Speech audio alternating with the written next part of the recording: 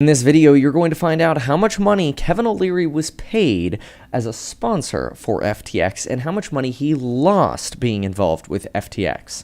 I will also reveal towards the end of the video how much money I was paid in 2022 by FTX and how much money I lost. Folks, let's react to this CNBC clip. Don't forget, December 9th, the expiration of the coupon code for the programs on Building Your Wealth with lifetime access to those lectures. New lectures coming out, the Elite Hustlers course, Stocks and Psychology of Money group, the Zero to Millionaire Real Estate group. You will absolutely love the programs on Building Your Wealth. Get lifetime access to those and to the course member live streams for as long as those continue.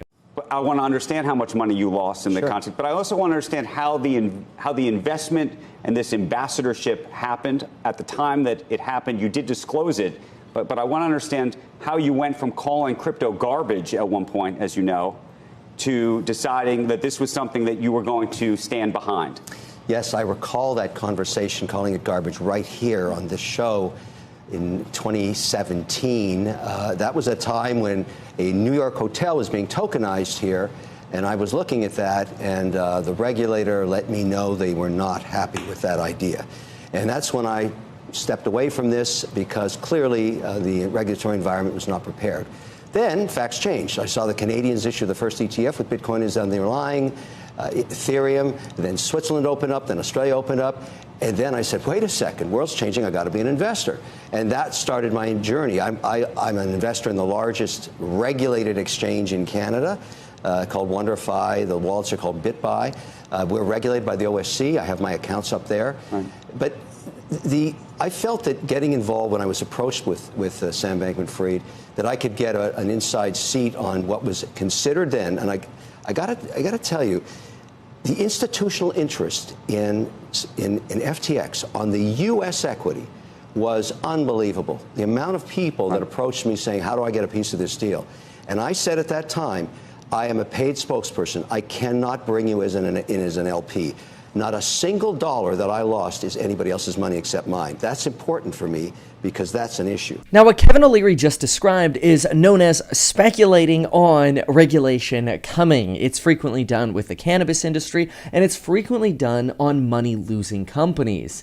It's called betting on what's to come. It is an uncertain bet. We're not sure if that regulation will come, as so far it hasn't. We're not sure if that mass legalization of marijuana would come, which so far it hasn't under Biden. We're not sure that those money-losing SaaS companies that were hot during 2020 will actually perform well going into a recession. In fact, there was a piece by Bloomberg's Cameron Cruz out this morning where he looked at ARK's performance, lined it up with profit-losing tech companies, and the correlation was almost 94%.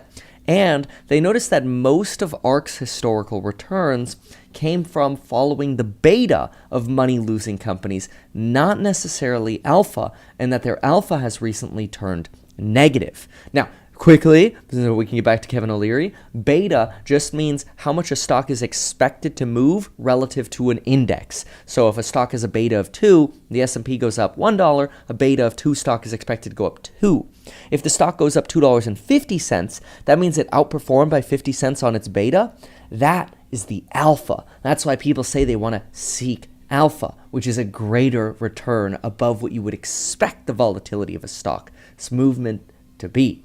Anyway, speculating on what's to come is very risky. This is why I personally will not speculate on a turnaround at Intel, like we talked about with course members this morning. It's also what we talked about with course members this morning, why I won't speculate on the outcome of the ad-supported tiers at Disney or Netflix, why I won't speculate on the outcome of the metaverse for Facebook. Let's see those earnings actually come true, and then place bets and investments.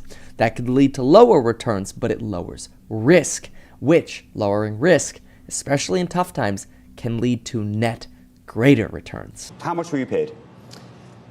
Total deal was just under $15 million, all in, including a bunch of agents that I had to pay because I needed SAG-AFTRA release to be able to do commercials for it, and when I did that. I put about $9.7 million into crypto. I think that's what I've lost. It's all at zero. I don't know because my account got scraped a couple of weeks ago.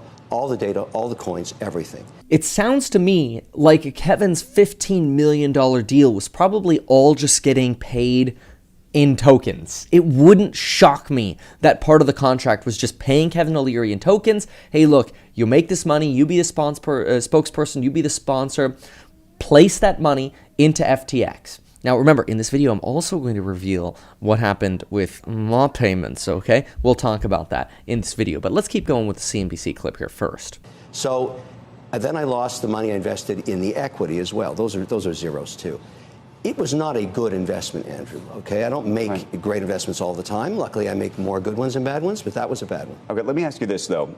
When you made this arrangement, this is back in August 10th, 2021, you said the following. You said, to find crypto investment opportunities that met my own rigorous standards, that was your phrase, of compliance, I entered into this relationship with FTX. It has some of the best crypto exchange offerings I've seen on the market.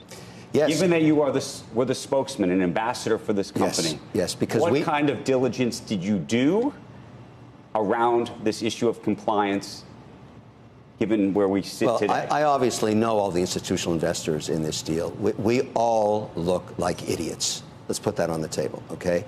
We relied on each other's due diligence, but we also relied on another investment theme that I felt drove a lot of interest in FTX. Sam Bankman-Fried is an American. His parents are American compliance lawyers. There were no other American large exchanges to invest in if you wanted to invest in crypto as an infrastructure play. So many of us said, wait a second, who's coming to this deal? We knew, for example, This sounds like groupthink.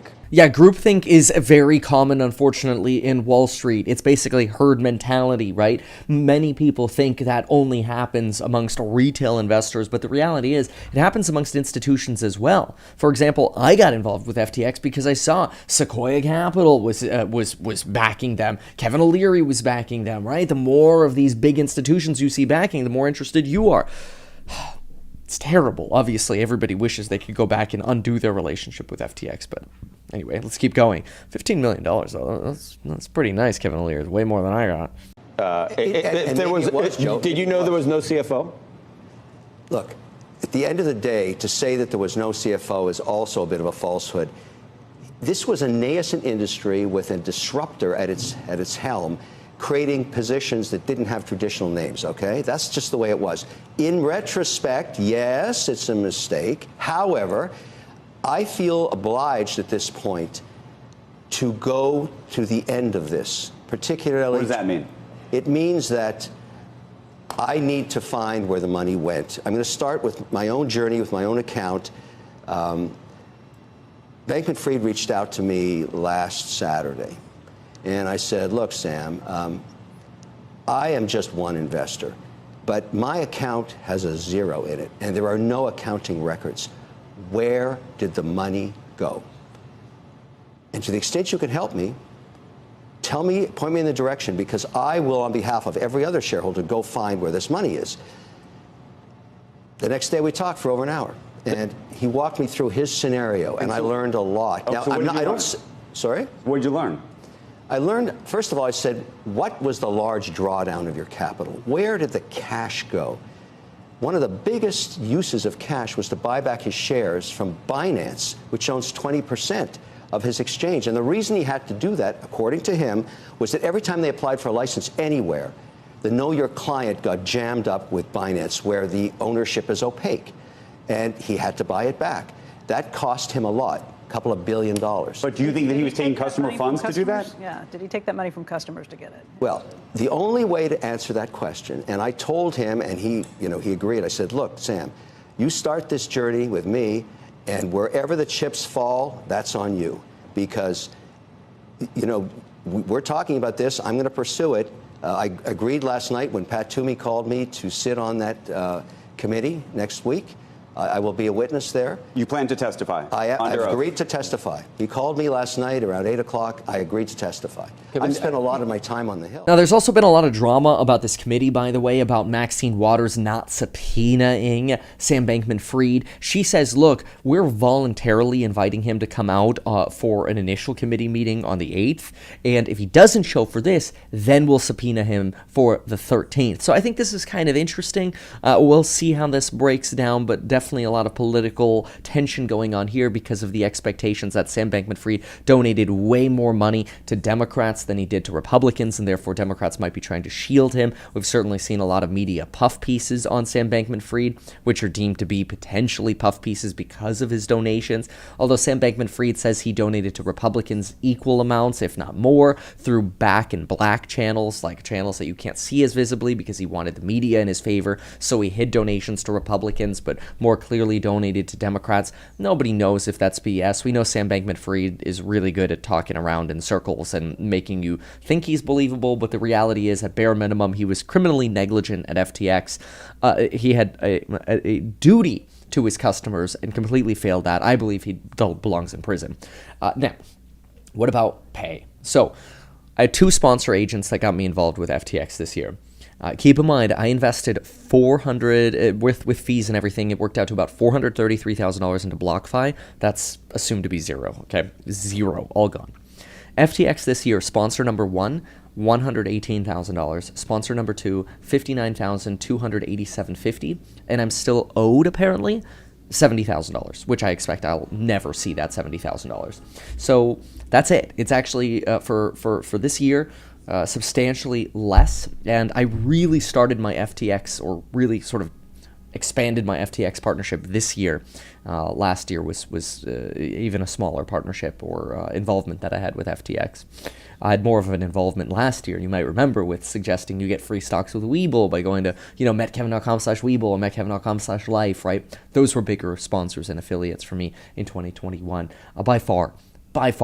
Than FTX. Even Robinhood was a bigger sponsor for me than FTX. Anyway, I'm still working through all these numbers and the full accounting. Some folks, have seen me talk about some form of relief after a bankruptcy or after the bankruptcy for FTX. These things are still being worked through, and so stay tuned for more updates. But I always want to be as transparent as possible, and that's what I've got for you so far. And expect more information as it comes to light. Thank you so much, and we'll see you in the next one. Goodbye.